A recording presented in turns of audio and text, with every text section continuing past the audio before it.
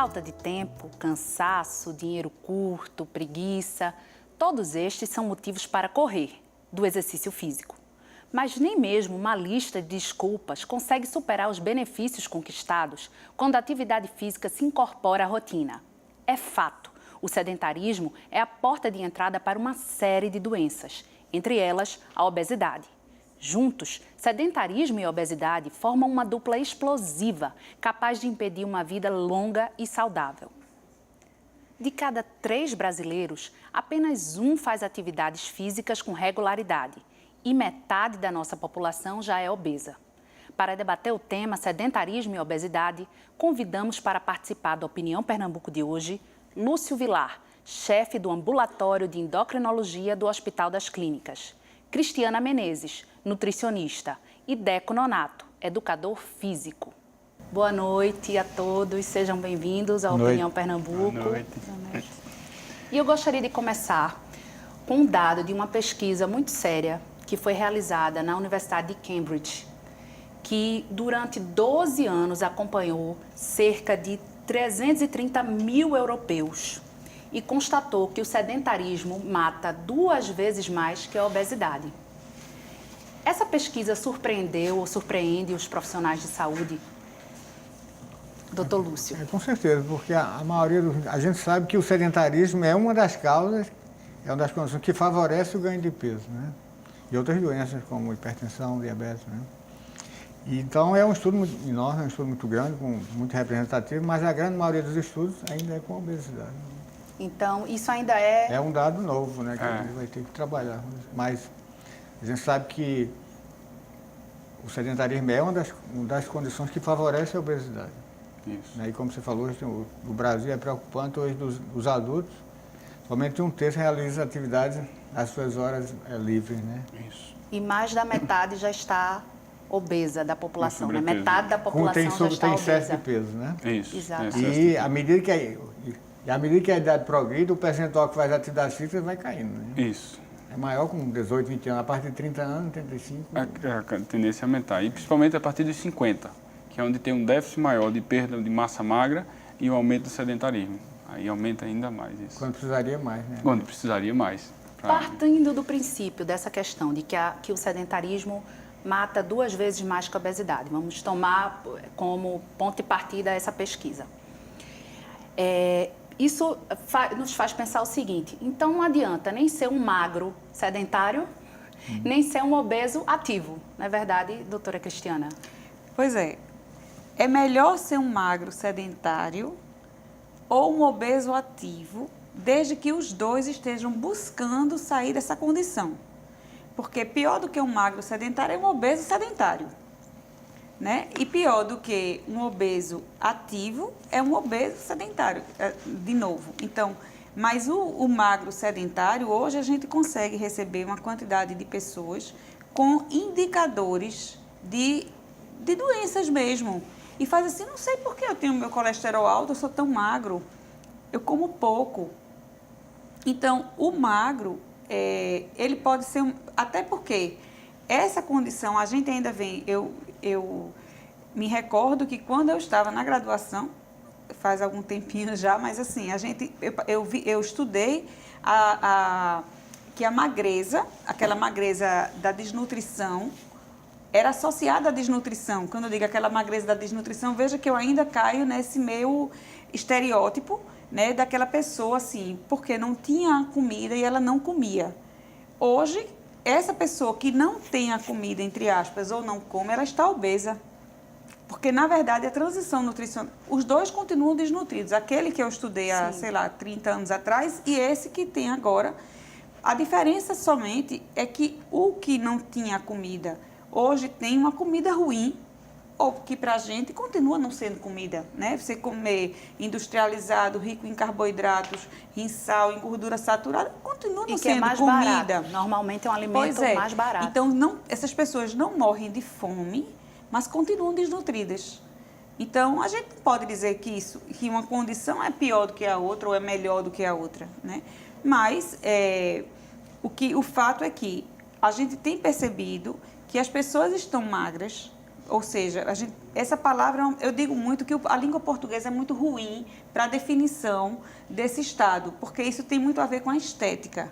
É o que os olhos veem. Então, os olhos veem uma pessoa teoricamente adequada, peso, altura, aparentemente os olhos imputam ali, eles sugerem uma pessoa bem, saudável. E nem sempre. E nem sempre. É verdade. E muitas vezes não é. Não é? Às vezes a pessoa tem um sobrepeso leve, mas ela está plenamente saudável. Ela come bem, ela faz atividade física, tem erros, ela comete ainda erros. Eu costumo dizer para o paciente que a alimentação saudável, ela é uma escadinha que não tem fim. Então, a gente traça uma meta, sempre precisam ser metas curtas, porque a pessoa tem que ter fôlego para subir uma escada, né, Deco? Sim, com Se certeza. a pessoa não tiver fôlego, a pessoa não passa dos primeiros degraus. Então, eu acho que isso é um desafio. Sim. Tanto essa escadinha, tanto da nutrição, da alimentação, como da atividade física. Isso é, eu posso dizer que é o mesmo pensamento. Então, não adianta querer que uma pessoa já vá correr numa esteira. Exatamente. Até porque o estudo também apontou, Deco, que caminhar ou fazer qualquer atividade, mesmo que moderada, desde que seja por pelo menos 20 minutos, Sim. já faz a pessoa mudar de vida. Né? Sem dúvida. E era isso que eu queria que você comentasse. Para complementar isso, existe até recente, né, na BBC News, um estudo que foram feitos com mais de 5.000 voluntários, que mostrou que o seguinte, uma pessoa sedentária, uma pessoa que pratica atividade nesse padrão que você falou, em torno de 20 a 30 minutos por dia, leve a moderada, durante de 3 a 4 vezes por semana, e um maratonista. Eles conseguiram identificar que o sedentário e o maratonista têm quase o mesmo risco de todas as doenças que o sedentário vai ter. E essa pessoa que está no meio, que são as pessoas de atividade leve a moderada, ela tem uma sobrevida muito maior e uma prevenção muito maior. Então, assim, é importante esse nível de atividade física, o exercício físico, né? Porque, na verdade, a gente tem o seguinte, uma outra coisa que eu gostaria de complementar é que o sedentário de 50 anos atrás e o sedentário de hoje tem a tecnologia que dificulta ainda mais, para pelo menos ele ter a prática do dia a dia dele, de subir uma escada, muito mais de sedentário caminhar. hoje. Ele é muito mais sedentário se a gente pode comparar. Porque antigamente a gente não tinha elevadores nos prédios. Então a gente precisava subir pelo menos 3 andares, que eram os prédios de 30 anos atrás, 40 anos atrás, mas pelo menos eram escadas. A gente não tinha um controle remoto, então a TV a gente levantava Para mexer no botão da para televisão. ajeitar a televisão. Isso é uma atividade física, que é tudo aquilo que faz o corpo se movimentar. O exercício físico, que é com a diferença que ele tem um objetivo, o exercício físico tem um professor com orientação, é justamente onde veio complementar pela carência da atividade física do dia a dia da pessoa, da rotina do dia da pessoa. Então, hoje em dia, ninguém mais desce no carro, é um controle, entra, sabe? Tudo o carro está do lado, o vidro não desce mais. Tudo isso aumentou ainda mais. Até a temperatura dentro do carro mudou, porque todo mundo tem ar-condicionado, tem aquele calor. Isso faz uma diferença tremenda. Então, a pessoa que apenas fazia a rotina do dia a dia dela, no passado e para agora, favorece ainda mais o sedentarismo, infelizmente.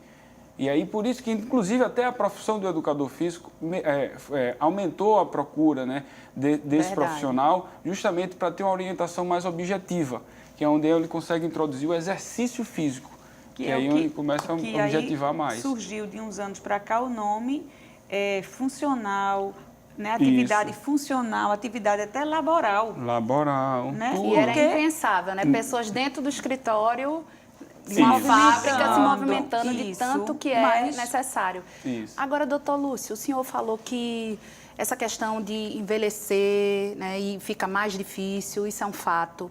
E aí, os estudos também apontam o seguinte, que 70% dos resultados é alimentação e os outros 30% é que é atividade física. Aí eu pergunto, uma pessoa que se consegue fazer bem a alimentação, mas é sedentária, com o passar dos anos, ela vai continuar conseguindo ser magra ou é imprescindível que haja um maior gasto calórico? Não necessariamente, mas a gente sabe que com a idade há uma tendência os indivíduos comerem menos, né? E uma coisa também que preocupa cada vez mais hoje é a questão da sarcopenia, né? Que é a perda de massa muscular.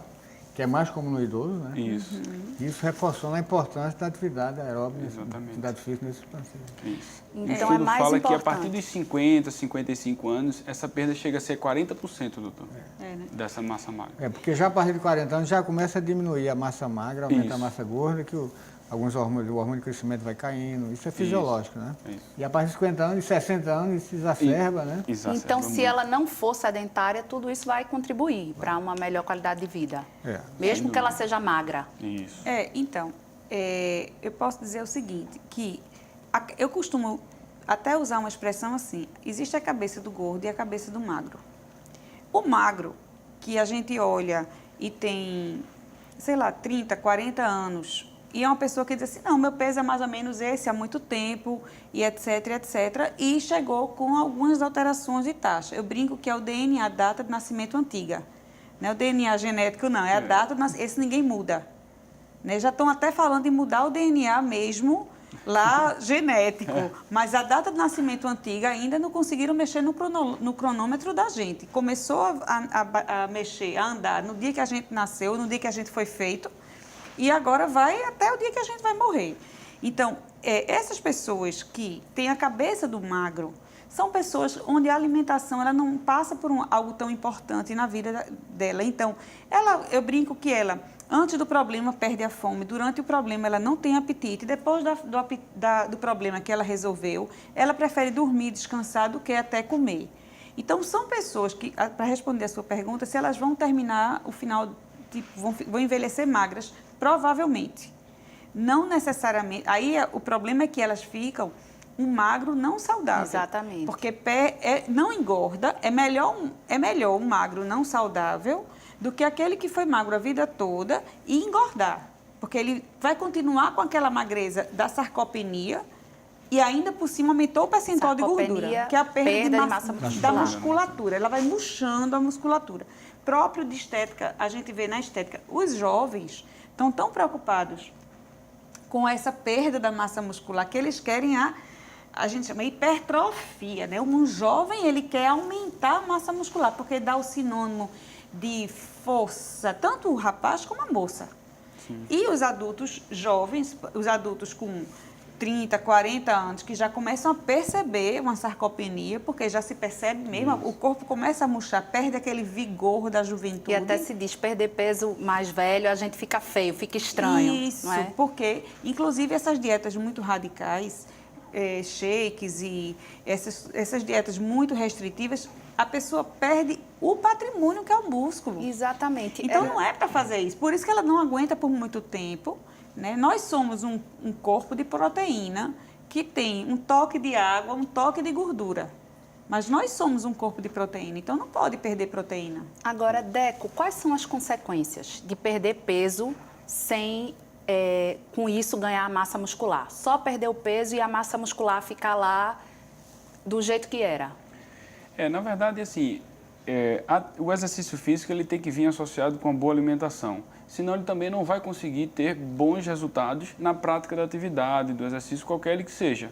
Então, assim, tem que vir associado. Aquela relação que você falou de 70%, 30%, de fato é uma coisa super importante, porque não adianta botar só um ou só o outro. A carência vai existir, mesmo que ele se mantenha magro pela alimentação, que é fundamental, com 70%, tá? Ele não tem uma qualidade adequada para o dia dele. Tanto com um como com o outro, eles são fundamentais, eles devem se complementar. Então é importante que isso venha associado, porque não adianta também bastante treino, sem uma alimentação e uma reposição adequada, que o corpo ele não responde da forma adequada e aí vem as lesões e os problemas ortopédicos, qualquer ele que seja. Não só ortopédico, pode vir outros também, que às vezes nem a gente espera. Da mesma forma que assim, ele com uma boa alimentação e um treino praticamente carente de todas as necessidades e orientações, ele vai ter apenas 70%, vai se manter magro, porém não necessariamente saudável. Prevenindo, né, essas doenças que foram apontadas nesse estudo. Né? Aí... Ele vai ter só um movimento da rotina, se ele não fizer um treino direcionado. Isso. Eu vou ter que interromper, é rapidinho. Não saia daí, o intervalo é curtinho. Hoje conversamos sobre sedentarismo e obesidade.